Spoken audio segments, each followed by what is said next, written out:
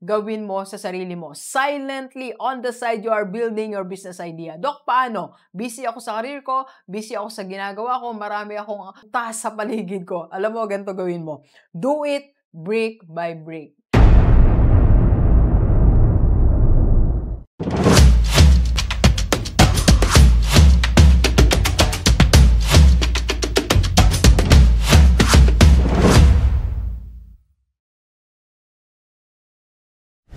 Okay, Gilibers, sa lahat ng mga merong business idea, wag na wag mong pakakawalan ang idea mo. Let's go, let's go.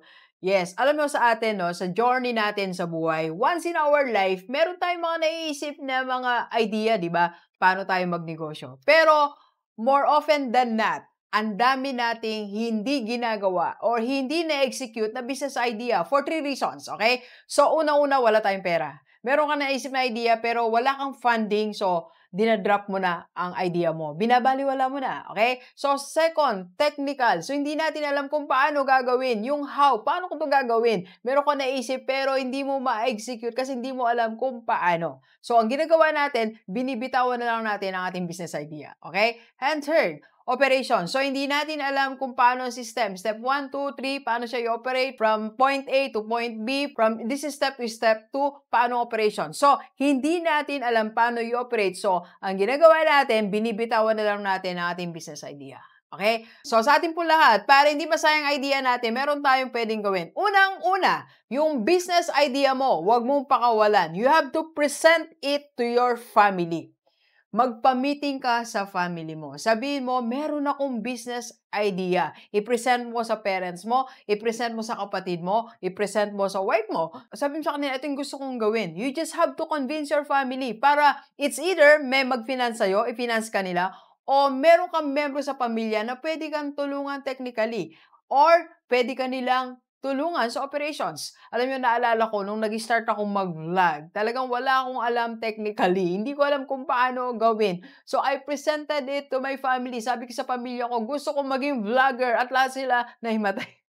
Lahat sila nagulat, Dok, magbo-vlog ka. Ano, paano? Anong gagawin mo? So, pinesent ko sa kanila, pinus ko pa rin yung idea. So, yung isa kong pamangkin, tinulungan niya akong mag-edit. Sumunod yung isa, hanggang lahat sila na-involve. Hanggang ngayon, involve ang family ko sa business. Okay? Present your business idea to your family. Alam mo, minsan yung family mo, waiting lang. May pera sila, pero hindi alam paano, saan nila gagastusin, di ba? Meron silang mga technical skill. So, itap mo ang yung business idea sa technical skill nila. And masipag sila mag-operate, gumawa. Itap mo yung business mo sa kanila so that they can help you to operate it. Okay? So, second, pero bago yan, magkape muna tayo. Kape po tayo. And of course, we are inviting you sa ating Rockstar Seminar and Coaching. If you need speaker sa mga seminar. And kung gusto mo po na magpa-coach online or face-to-face kay Rockstar, PM lang sa personal FB ko po. Okay? And number 2, you have to do it on your own. Kung meron kang business idea, huwag mong pakawalan, gawin mo sa sarili mo. Silently, on the side, you are building your business idea. Dok, paano? Busy ako sa career ko, busy ako sa ginagawa ko, marami akong task sa paligid ko. Alam mo, ganito gawin mo. Do it brick by brick. Small steps a day. Small steps a week. Gawin mo unti-unti ang iyong idea. Okay? So, pwede natin gawin yon. Meron kang schedule. This week, gagawin ko tong step 1 sa aking business idea. Second week, gagawin ko to. Hanggang sa magugulat ka na lang, unti-unti, nabubuo ng business idea mo. Okay? Alam niyo, para sa akin, gusto ko ibalik yung I Can Change project. Pero sobrang busy natin sa IMG business natin.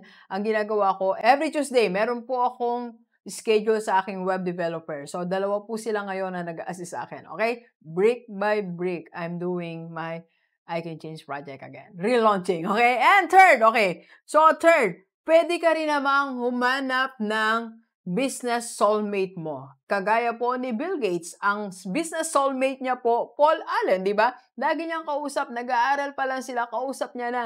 So you have to find someone para kausapin mo, sabihin mo ang business idea mo. Someone na maniniwala sa'yo, someone na matutulungan ka. Okay? And fourth po, okay? You have to find your fuel. Humanap ka ng taong may pera para i-present mo idea mo, maniniwala sa'yo para i-finance ang business idea mo. Okay? So sa atin po lahat, basta mahalaga, huwag mong pakawalan ang iyong business idea. Let's go, let's go. Kape po tayo. Kape po. Thank you for watching. We are inviting you to attend our free webinar on how to save and invest the right way para magkaroon ka na ng investment sa mutual fund and makistart ka na ng Kaiser mo. Ang Kaiser 3-in-1 po yan. May healthcare, life protection, and investment. PM na sa personal FB ko. Let's go, let's go!